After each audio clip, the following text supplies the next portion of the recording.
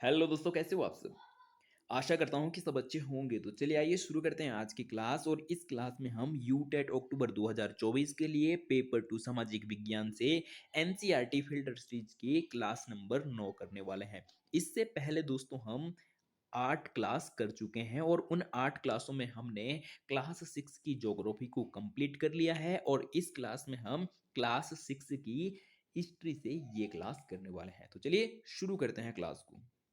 इस क्लास में दोस्तों हम कक्षा 6 इतिहास पार्ट 1 क्या कब कहाँ और कैसे से ये क्लास करने वाले हैं। ठीक है, तो आइए शुरू करते हैं दोस्तों क्लास को। और क्लास की शुरुआत हम रशीदा के सवाल से करने वाले हैं। रशीदा दोस्तों एक कक्षा 6 की छात्रा है और उसके मन में एक सवाल आता है। तो आइए समझते हैं कि वो सवाल क्या था। रशीदा बैठी अखबार पढ़ रही थी। अचानक उसकी निगाह एक सुर्खी पर पड़ी। 100 साल पहले, जो 100 साल पहले की एक सुर्खी है, उसकी निगाह या उसकी नज़र उस सुर्खी पर पड़ी। वह सोचने लगी कि यह कोई कैसे जान सकता है कि इतने वर्ष पहले क्या हुआ था। तो रशीदा दोस्तों एक कक्षा 6 की छात्रा है और जब वो अखबार पढ़ रही थी तो अखबार पढ़ते पढ़ते उसकी नज़र एक सुर्खी पर पड़ती है और वो सुर्खी 100 साल पहले की होती है। तो रशीदा के मन में इस प्रकार का प्रश्न आता है कि 100 साल पहले की घटना को कोई कैसे जान सकता है, या 100 साल पहले की घटना के बारे में हम कैसे जान सकते हैं। ठीक है, तो इस क्लास में दोस्तों हम रशीदा के इस सवाल को जानेंगे। ठीक है, कि 100 साल पहले की घटनाओं के बारे में हम किस प्रकार से पता लगा सकते हैं या उनके बारे में हम कैसे जान सकते हैं, या अतीत में हुई घटनाओं के बारे में हम किस प्रकार से पता लगा सकते हैं। तो चलिए बढ़ते हैं आगे की ओर। तो दोस्तों सबसे पहले हम जानने वाले हैं कि जो अतीत में हुई घटना है उनके बारे में हम किस प्रकार से पता लगाएं। ठीक है, तो साथियों सबसे पहले हम जानने वाले हैं कि जो बीते हुए कल में घटी हुई घटना है उनके बारे में हम कैसे जान सकते हैं या उनके बारे में हम कैसे पता लगा सकते हैं। यह जानने के लिए कि कल क्या हुआ था, हम रेडियो सुन सकते हैं, टेलीविजन देख सकते हैं या फिर अखबार पढ़ सकते हैं। तो दोस्तों बीते हुए कल की जो घटना है उनके बारे में हम रेडियो के द्वारा या अखबार के द्वारा या टेलीविजन के द्वारा हम उन घटनाओं का पता लगा सकते हैं या उन घटनाओं को जान सकते हैं। और अब हम जानने वाले हैं कि 1 साल पहले जो घटी हुई घटना है उनके बारे में हम कैसे जानें। यह जानने के लिए कि पिछले साल क्या हुआ था, हम किसी ऐसे व्यक्ति से बात कर सकते हैं जिसे उस समय की स्मृति हो। ठीक है, तो दोस्तों अगर हमें 1 साल पहले की घटना के बारे में जानना है या उसके बारे में हमने कुछ समझना है, तो हम किसी ऐसे व्यक्ति से बात कर सकते हैं कि जिसको उस घटना के बारे में पता हो। तो उससे हम उसके बारे में जान सकते हैं और समझ सकते हैं। ठीक है, लेकिन बहुत पहले क्या हुआ था यो कैसे जाना जा सकता है। तो दोस्तों अगर हम बात करते हैं कि जो बहुत पहले घटी हुई घटना है उनके बारे में हम कैसे जान सकते हैं, तो उसके बारे में दोस्तों हम आगे डिटेल से समझने वाले हैं। ठीक है, तो चलिए बढ़ते हैं आगे की ओर। तो दोस्तों सबसे पहले हम नर्मदा नदी के बारे में पढ़ने वाले हैं, समझने वाले हैं कि यहाँ से परीक्षाओं में किस प्रकार से प्रश्न पूछे जाते हैं और बहुत इंपॉर्टेंट है और यहाँ से प्रश्न बनता ही बनता है। ठीक है, कई लाख वर्ष पहले से लोग इस नदी के तट पर रह रहे थे। तो दोस्तों कई लाख वर्षों पहले से ही लोग नर्मदा नदी के तट पर रह रहे थे। यहाँ रहने वाले आरंभिक लोगों में से कुछ कुशल संग्राहक थे। तो दोस्तों जो नर्मदा नदी के तट पर रहने वाले आरंभिक लोग थे उनमें से कुछ लोग कैसे थे, कुशल संग्राहक थे। और इस टॉपिक से दोस्तों सीटेट में प्रश्न पूछा गया है। ठीक है, हो सकता है कि इस बार यूटेट में भी पूछ दिया जाए। ठीक है, जो आसपास के जंगलों के विशाल संपदा से परिचित हैं। तो दोस्तों नर्मदा नदी के तट पर रहने वाले लोग हैं वो नर्मदा नदी के आसपास जो जंगल है और वहाँ की जो संपदा है उस संपदा से भली भांति क्या है, परिचित है। ठीक है, अपने भोजन के लिए वे जड़ों, किनकी बात हो रही है दोस्तों, जो नर्मदा नदी के आसपास रहने वाले लोग हैं। तो अपने भोजन के लिए दोस्तों वो जड़ों, फलों, जंगलों में अन्य उत्पादों की यहीं से संग्रह क्या करते थे। तो दोस्तों अपने भोजन के लिए जो सामग्री है वो नर्मदा नदी के आसपास जो जंगल है उन्हीं जंगलों से अपना भोजन क्या करते थे, इकट्ठा करते थे या संग्रह किया करते थे। ठीक है, तो चलिए बढ़ते हैं आगे की ओर। और वह जानवरों का आखेट भी करते थे। तो दोस्तों जो नर्मदा नदी के आसपास रहने वाले लोग हैं वो जो जंगल में पाई जाने वाली संपदा है, जैसे फल फूल और पौधों की जो दोस्तों जड़ें होती है उनको खाकर अपना भरण पोषण करते थे और साथ में वो जानवरों का शिकार भी करते थे। आखेट का मतलब ही दोस्तों क्या होता है? शिकार होता है। ठीक है? तो चलिए बढ़ते हैं आगे की ओर।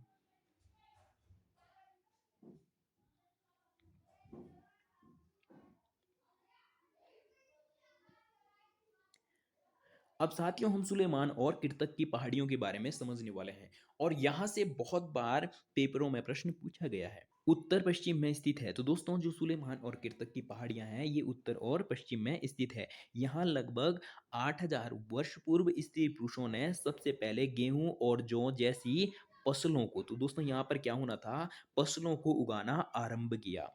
ठीक है।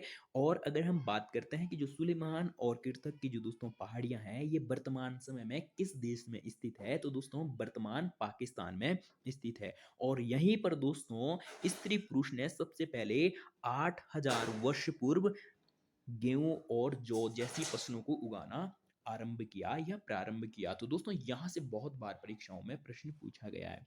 सीटेट में भी और यूटेट में भी बहुत बहुत बार प्रश्न पूछा गया है कि स्त्री पुरुषों ने सबसे पहले फसल को कहाँ उगाना आरंभ किया, तो सुलेमान और किरतक की पहाड़ियों पर कब उगाना आरंभ किया, तो 8000 वर्ष पूर्व स्त्री पुरुष ने यहीं पर गेहूं और जौ जैसी फसलों को उगाना आरंभ किया। ठीक है। आगे है, उन्होंने भेड़ बकरी गाय बैल जैसे पशुओं को पालतू बनाना शुरू किया और ये लोग गांव में रहते थे। तो दोस्तों जो सुलेमान और किरतक की पहाड़ियों पर रहने वाले लोग हैं वो गांव में रहा करते थे और उन्होंने भेड़ बकरी गाय बैल जैसे पशुओं को पालतू बनाना शुरू किया। एक प्रश्न दोस्तों यहीं से और पूछा जाता है कि मनुष्यों ने या इंसान ने सबसे पहले किस जंगली जानवर को पालतू बनाया, तो दोस्तों मनुष्यों ने सबसे पहले कुत्ते को पालतू जानवर बनाया। ठीक है। तो चलिए बढ़ते हैं आगे की ओर।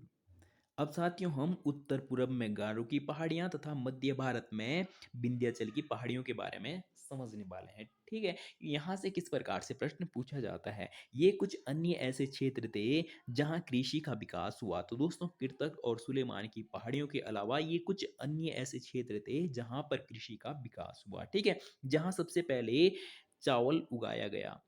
तो दोस्तों ये बहुत इंपॉर्टेंट प्रश्न है कि सबसे पहले चावल कहाँ उगाया गया। तो दोस्तों जो विंध्याचल की पहाड़ियां हैं, विंध्याचल की पहाड़ियों पर ही सबसे पहले दोस्तों चावल उगाया गया। बहुत बहुत इंपॉर्टेंट प्रश्न है। बढ़ते हैं आगे की ओर और साथ में दोस्तों इसको हम मैप में भी समझने वाले हैं। तो दोस्तों अगर हम बात करते हैं कि जो विंध्याचल की पहाड़ियां हैं तो दोस्तों वो कौन सी हो जाएगी, ये वाली हो जाएंगी। ठीक। बढ़ते हैं आगे की ओर और जो दोस्तों किरथर और सुलेमान है, सुलेमान की पहाड़ियां हैं तो ये वाली हो जाएंगी। यहाँ पर सबसे पहले मनुष्यों ने गेहूं और जौ को उगाना प्रारंभ किया और यहाँ पर सबसे पहले चावल को उगाना आरंभ किया। ठीक है। बढ़ते हैं आगे की ओर। अब साथियों हम सिंधु की सहायक नदियों के बारे में समझने वाले हैं और यहाँ से भी बहुत बार परीक्षाओं में प्रश्न पूछा गया है।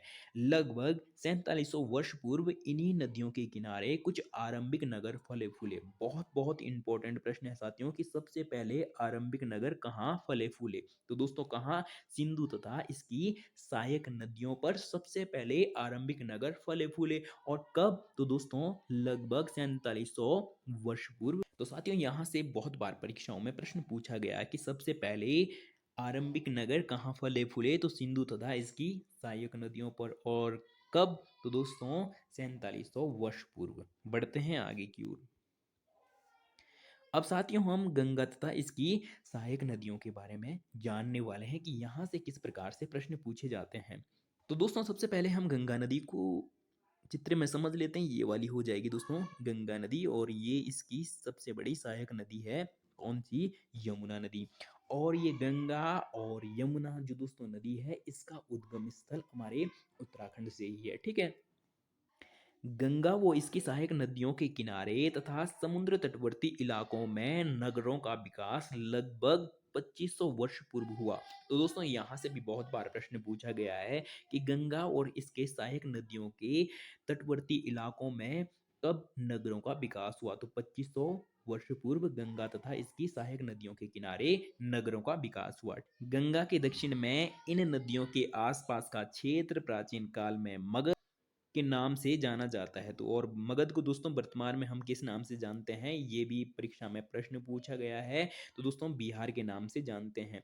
और एक यहीं से और प्रश्न पूछा जाता है, वो प्रश्न पूछा जाता है कि जो मगध है, मगध गंगा नदी के कौन सी दिशा में स्थित है। तो दोस्तों मगध गंगा नदी के दक्षिण दिशा में स्थित है। ठीक है, तो चलिए बढ़ते हैं आगे की ओर। आगे है साथियों, इसके शासक बहुत शक्तिशाली थे, उन्होंने एक विशाल राज्य स्थापित किया।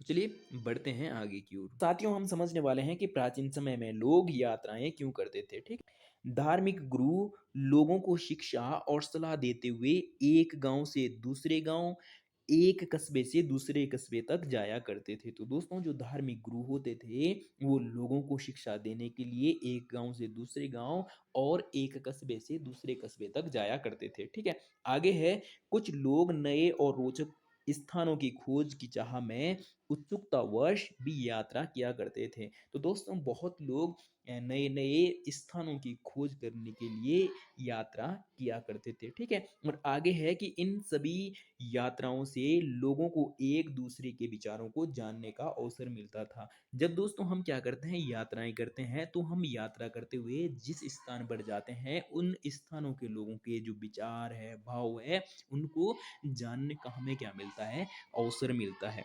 तो चलिए बढ़ते हैं आगे की ओर। अब साथियों हम समझने वाले हैं कि हमारे देश का नाम किस प्रकार से भारत पड़ा। ठीक है, अपने देश के लिए हम प्राय इंडिया, भारत जैसे नामों का प्रयोग करते हैं।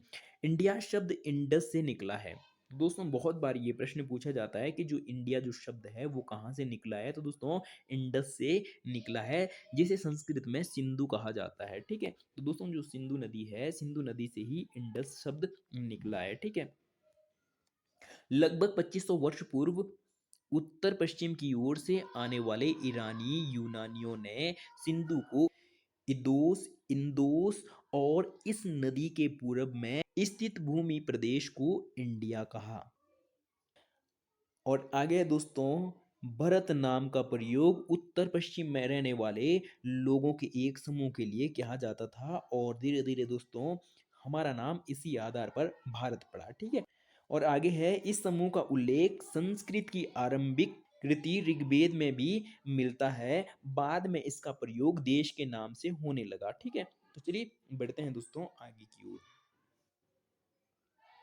अब साथियों हम जानने वाले हैं कि अतीत के बारे में हम कैसे जानेंगे, कि बीती हुई घटनाओं के बारे में हम कैसे जानेंगे कि जो घटना आज से कई सालों पहले घटी है। ठीक, अतीत में लिखी गई पुस्तकों को ढूंढने और पढ़ने से, पांडुलिपियों से, अभिलेखों के अध्ययन करने से, पुरातत्व में मिले अवशेषों से, तो दोस्तों इन सब के आधार पर हम अतीत में बीती हुई घटनाओं के बारे में जान सकते हैं। ठीक है, अब दोस्तों हम समझने वाले हैं कि पांडुलिपि किसे कहा जाता है, और यहाँ से भी दोस्तों यूटेट और सीटेट दोनों परीक्षाओं में प्रश्न पूछे गए हैं। ठीक है, तो दोस्तों अगर हम बात करें कि पांडुलिपि किसे कहते हैं, तो आज से लिखी गई पुस्तकों को क्या कहा जाता है दोस्तों, पांडुलिपि कहा जाता है, और इंग्लिश में इसे क्या कहा जाता है, मैन्युस्क्रिप्ट कहा जाता है। ठीक है, और आगे है, यह पांडुलिपियां प्राय ताड़पत्रों अथवा हिमालय क्षेत्र में उगने वाले बुर्ज नामक पेड़ की छाल से विशेष तरीके से तैयार भोजपत्र पर लिखी मिलती है। ठीक है, तो बहुत बार ये भी प्रश्न पूछा गया है कि जो पांडुलिपि है, पांडुलिपियों को किस में लिखा गया था या किस में लिखा जाता था, तो ताड़पत्रों, और इनके अलावा दोस्तों हिमालय क्षेत्र में एक क्या मिलता था, बुर्ज नामक एक पेड़ है, और उस पेड़ की छाल पर भी दोस्तों पांडुलिपि लिखी जाती थी। ठीक है, और आगे है, प्राय ये पांडुलिपियां मंदिरों और बिहारों में प्राप्त होती है। तो बहुत बार दोस्तों ये भी प्रश्न पूछा गया है कि जो ये पांडुलिपियां हैं, ये कहाँ से प्राप्त होती थी, तो मंदिरों और बिहारों से। ठीक है, और आगे है दोस्तों, इन पुस्तकों में धार्मिक मान्यताओं व व्यापारों, राजाओं के जीवन, औषधियां तथा विज्ञान आदि सभी प्रकार के विषय की चर्चा मिलती है। तो दोस्तों हो सकता है कि इस बार यहाँ से प्रश्न पूछा जाए कि जो पांडुलिपियां हैं, पांडुलिपियों से हमें किन किन प्रकार की या किस किस प्रकार की जानकारी प्राप्त होती है। ठीक है, तो दोस्तों धार्मिक मान्यताओं और व्यापार के बारे में, और राजाओं के जीवन के बारे में, औषधियों के बारे में और विज्ञान के बारे में हमें पांडुलिपियों से जानकारियां प्राप्त होती है। ठीक है, बढ़ते हैं दोस्तों आगे की ओर। अब साथियों हम अभिलेख के बारे में समझने वाले हैं। ऐसे लेख पत्थर अथवा धातु जैसे अपेक्षाकृत कठोर तत्वों पर उत्कीर्ण किए मिलते हैं। इनमें शासक अपने आदेशों को उत्कीर्ण करवाते हैं। तो दोस्तों हमारे उत्तराखंड में भी एक अशोक का अभिलेख है, और वो दोस्तों जहाँ पर मैं वर्तमान समय में रह रहा हूँ वहाँ से कुछ किलोमीटर के दूरी पर ही है। ठीक है, और अगर हम बात करें कि वो कहाँ है तो दोस्तों कालसी में है, और कालसी को ही दोस्तों जौनसार बावर का प्रवेश द्वार भी कहा जाता है। ठीक है, तो दोस्तों जो हमारे जौनसार के भाई बहन हमें देख रहे होंगे तो उन्होंने वो कालसी का शिलालेख जरूर देखा होगा, और अगर नहीं देखा है तो जरूर जाकर देख सकते हैं। और बाकी लोग भी दोस्तों जिन्होंने कालसी का अशोक का शिलालेख नहीं देखा है आकर देख सकते हैं, और जिन्होंने देखा है वो कमेंट करके बता सकते हैं। और आगे है दोस्तों, ताकि लोग उन्हें देख सकें, पढ़ सकें, उनका पालन कर सकें। कुछ अभिलेखों में राजा तथा रानियों सहित अन्य स्त्री पुरुषों ने अपने कार्यों का विवरण उत्कीर्ण करवाया है। और आगे है दोस्तों, प्राय शासक लड़ाइयों में अर्जित विजयों का लेखा जोखा रखा करते थे। ठीक है, तो चलिए बढ़ते हैं दोस्तों आगे की ओर। अब दोस्तों हम पुरातत्वविद और पुरास्थल के बारे में जानने वाले हैं कि पुरास्थल किसे कहा जाता है और पुरातत्वविद किसे कहा जाता है। तो दोस्तों जिस स्थल से हमें अतीत में घटी हुई घटना के अवशेष मिलते हैं उस स्थल को ही क्या कहा जाता है, पुरातत्व स्थल कहा जाता है। और अगर हम बात करें कि पुरातत्वविद किसे कहा जाता है तो दोस्तों जो उन अवशेषों का क्या करते हैं, अध्ययन करते हैं, तो उन अवशेषों के अध्ययन करने वाले को ही दोस्तों क्या कहा जाता है, पुरातत्वविद कहा जाता है। तो चलिए बढ़ते हैं आगे की ओर। अतीत में बनी हुई ये वस्तुएं जो खुदाई में मिलती है तो दोस्तों जहां से मिलती है उसे क्या कहा जाता है, पुरातत्व स्थल कहा जाता है। और जो इन वस्तुओं के अध्ययन करने वाले होते हैं उन्हें ही क्या कहा जाता है, पुरातत्वविद कहा जाता है। उनके अध्ययन करने वाले व्यक्ति को पुरातत्वविद कहा जाता है। पुरातत्वविद पत्थर और ईंट से बनी इमारतों के अवशेषों, चित्रों तथा मूर्तियों का अध्ययन करते हैं। और आगे है, वे औजारों, हथियारों, बर्तनों, आभूषणों तथा सिक्कों की प्राप्ति के लिए छानबीन तथा खुदाई भी करते हैं। और आगे है, पुरातत्वविद जानवरों, चिड़ियाओं तथा मछलियों की हड्डियां ढूंढते हैं, जिससे उन्हें यह जानने में मदद मिलती है कि अतीत में लोग क्या खाते थे। ठीक है, तो चलिए बढ़ते हैं आगे की ओर। आगे दोस्तों, पांडुलिपियों, अभिलेखों तथा पुरातत्व से ज्ञात जानकारी के लिए इतिहासकार प्राय स्रोत शब्द का प्रयोग करते थे। तो दोस्तों बहुत बार ये प्रश्न पूछा जाता है कि जहाँ से इतिहासकारों को पांडुलिपियों से या अभिलेखों से या पुरातत्व से जानकारी प्राप्त होती, उसके लिए इतिहासकार किस शब्द का प्रयोग करते थे या करते हैं, तो दोस्तों स्रोत शब्द का प्रयोग करते हैं। ठीक है, आगे है, अतः इतिहासकार तथा पुरातत्वविद उन जासूसों की तरह है जो इन सभी स्रोतों का प्रयोग सुराग के रूप में अतीत को जानने का प्रयास करते हैं। ठीक है, तो चलिए बढ़ते हैं दोस्तों आगे की ओर। यहाँ से ये प्रश्न पूछा जाता है कि जहाँ से इतिहासकारों को जानकारियां प्राप्त होती है उसके लिए इतिहासकार किस शब्द का प्रयोग करते हैं, तो दोस्तों स्रोत शब्द का प्रयोग करते हैं। बढ़ते हैं आगे की ओर।